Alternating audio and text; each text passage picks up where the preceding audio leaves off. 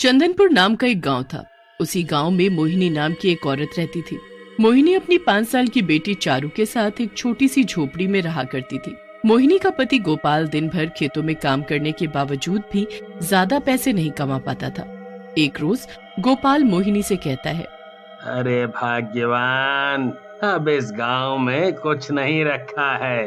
पूरा दिन मेहनत करके भी अपने परिवार की जरूरतों को पूरा नहीं कर पा रहा हूँ। अब मैंने शहर जाने का निश्चय कर लिया है।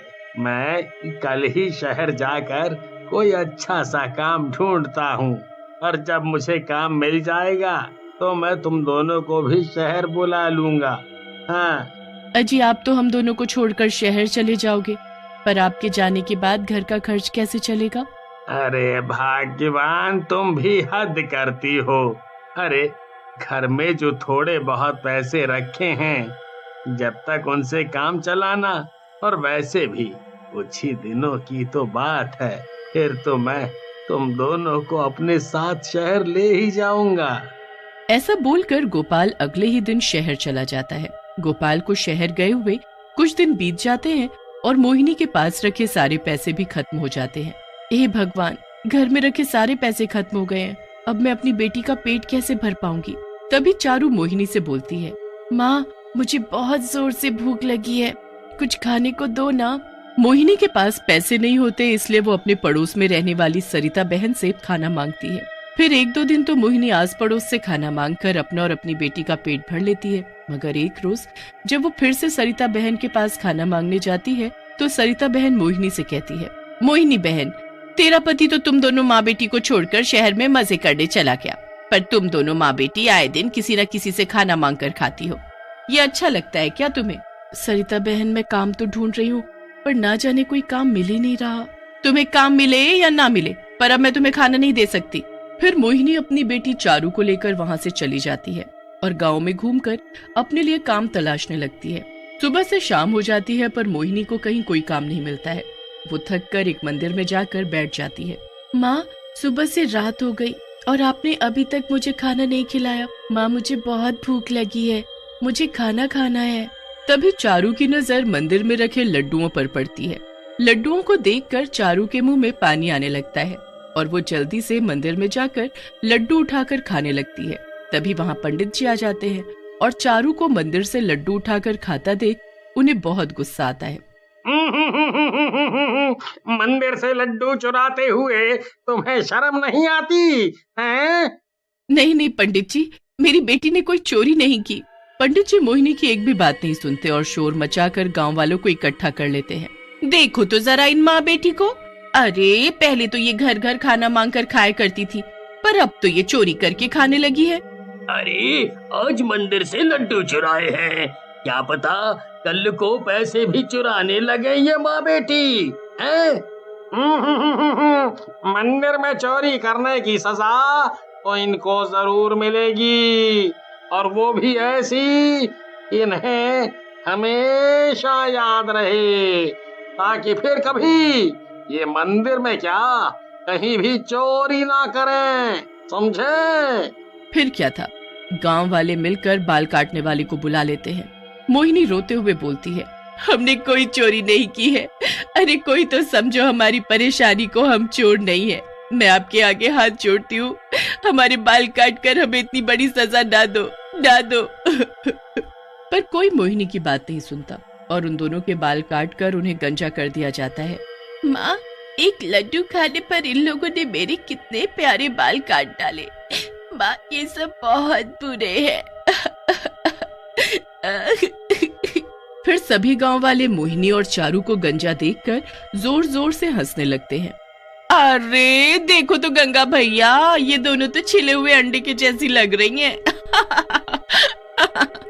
फिर इस तरह से सभी लोग उन दोनों का खूब मजाक उड़ाते हैं। चारू उन लोगों का मजाक सहन नहीं कर पाती और कुएं में जाकर कूद पड़ती है। मोहिनी भी अपनी बेटी की जान बचाने के लिए कुएं में कूद जाती है। रात काफी हो गई थी, इसलिए सभी गांव वाले अपने अपने घर चले जाते हैं। उनके जाते ही मोहिनी और चारू चुड़ैल के रूप में उस कुएं से बाहर निकलती है। इन गांव वालों को तो मैं छोड़ूंगी नहीं। आज इन गांव वालों की वजह से मैं और मेरी बेटी चारू एक चुड़ैल बन गए। इन्हें तो मैं अच्छा सबक सिखाऊंगी। फिर अगले ही दिन दोनों चुड़ैल माँ बेटी गांव में जाती हैं। माँ, वो देखो सरिता आंटी, इन्होंने हमारे गंजे होने पर बहुत मजाक उड़ाया था, इन्हें छोड़ना मत माँ। फिर चुड़ैल मोहिनी अपने आसपास देखती है कि कहीं कोई उन दोनों को देख तो नहीं रहा। आसपास कोई नहीं है, अब देखना मेरी बेटी, मैं इसे कैसे मजा चखाती हूँ। फिर मोहिनी और चारू अपनी डरावनी शक्ल लेकर सरिता के पास जाती हैं। हाय रे दैया, ये गंजी चुड़ैल एकदम से हमरे सामने कहाँ से आ धमकी रे। मुझे गंजी बोलती है? रुक, अभी तुझे भी गंजा करती हूँ। अरे अरे अरे, ये क्या बोल दिया रे मैंने, लगता है चुड़ैल जी नाराज हो गई। अरे चुड़ैल जी, मुझे माफ कर दो, हमरे सुंदर बालों को बख्श दो, कृपया करके इन्हें ना काटो। हमें गंजी बोलती है, अब इसकी सजा तो तुझे मिलकर ही रहेगी। फिर क्या था, चारू सरिता के सारे बाल काट देती है। सरिता रोते हुए वहाँ से भागकर अपने घर आती है और अपने पति चंदू से बोलती है, अजी मुझे उन दोनों चुड़ैलों से बचा लो, वो मुझे मार डालेंगी। चंदू सरिता को देखकर अपनी हंसी नहीं रोक पाता और जोर जोर से हंसते हुए बोलता है, अरे अरे भाग्यवान, यह कौन सा हेयर स्टाइल करवा लिया तुमने। मेरी तो हंसी ही कंट्रोल नहीं हो रही है। अजी, मुझे यूं गंजा देखकर आपको हंसी आ रही है, भगवान करे वो दोनों चुड़ैल आपके भी बाल काट कर ले जाए और आपको भी गंजा कर दे। फिर देखती हूँ कितनी हंसी आती है आपको। हाँ सरिता, क्या ये तुमने चुड़ैल चुड़ैल लगा रखा है? मुझे खेत पर जाने के लिए देरी हो रही है, मैं तो चला खेत पर काम करने। चंदू सरिता की बात का यकीन नहीं करता और खेतों पर काम करने के लिए चला जाता है। फिर सरिता घर से बाहर निकलती है तो आसपास के लोग सरिता को गंजा देखकर उसका मजाक उड़ाने लगते हैं। सरिता सभी लोगों को गंजी चुड़ैल वाली बात बताती है। उसकी बात सुनकर सभी के होश उड़ जाते हैं। चुड़ैल चुड़ैल बोलकर काहे डरा रही हो सरिता बहन? वैसे इस रूप में भी आप बहुत ही खूबसूरत लग रही हो। कालू की बात सुनकर सभी लोग जोर जोर से हंसने लगते हैं। हंस लो, जितना हंसना है हंस लो, जब वो दोनों गंजी चुड़ैलें तुम सबको भी गंजा कर देगी ना, तब पता चलेगा तुम्हें। फिर उसी रात दोनों चुड़ैल गांव के कुछ और लोगों को भी गंजा कर देती हैं और उन लोगों के बालों को अपने साथ ले जाती हैं। चुड़ैल को गांव से बाहर निकलते हुए पंडित जी देख लेते हैं और वो तुरंत पहचान जाते हैं कि ये चुड़ैलें कोई और नहीं बल्कि मोहिनी और उसकी बेटी चारू है। फिर सुबह होती है तो कालू और गांव के कई लोग अपने आप को गंजा देखकर बहुत हैरान होते हैं और वो घर से बाहर निकलकर बोलते हैं, अरे भैया देखो तो मेरे सुंदर बालों का क्या हो गया है। सरिता बहन ने सही कहा था, वो चुड़ैल हम लोगों को भी गंजा कर देगी। देखो देखो। सही कहते हो कालू भाई, इन चुड़ैलों ने एक ही रात में गांव के कितने सारे लोगों को गंजा कर दिया है। अरे इससे पहले वो गंजी चुड़ैलें गांव के बाकी लोगों को भी गंजा कर दे, हम गांव वालों को कुछ तो करना चाहिए। तभी शहर से मोहिनी का पति गोपाल आता है और गांव वालों से अपनी पत्नी के बारे में पूछता है। तभी वहाँ पंडित जी भी आ जाते हैं और वो गोपाल को सारी बात बताते हैं। गोपाल भागता हुआ उस कुएं के पास जाता है और जोर जोर से रोने लगता है। गोपाल कुएं के पास बैठकर रोते हुए बोलता है, मोहिनी मोहिनी, मेरी बच्ची चारू, ये सब क्या हो गया? अरे मैं तो तुम दोनों को अपने साथ ले जाने के लिए आया था।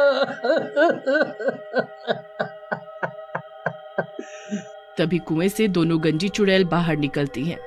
अजी, मैं और मेरी बेटी चारू तो मर गए, पर आप ऐसा मत कीजिए, हमारी मौत तो इन गांव वालों की वजह से हुई है और अब हम दोनों माँ बेटी मिलकर इन सभी गांव वालों को गंजा कर देंगी, तभी हमारी आत्मा को शांति मिलेगी। फिर पंडित जी और सभी गांव वाले दोनों चुड़ैलों से हाथ जोड़कर माफी मांगते हैं। माँ, इन सभी को अपनी गलती का एहसास हो गया है और मैं पिताजी को ऐसे रोता हुआ नहीं देख सकती। माँ इन सभी को माफ कर देते हैं। हम दोनों की आत्मा को तभी शांति मिलेगी जब इस कुएं से हमारे मृत शरीर को निकालकर इसका विधि विधान के साथ क्रियाकर्म किया जाएगा। फिर गांव के लोग कुएं से मोहिनी और चारू की लाश को बाहर निकालते हैं, जिसके बाद पंडित जी पूरे विधि विधान के साथ उनका क्रियाकर्म करते हैं जिसके बाद दोनों माँ बेटी की आत्मा को मुक्ति मिल जाती है और वो हमेशा हमेशा के लिए वहाँ से चली जाती है।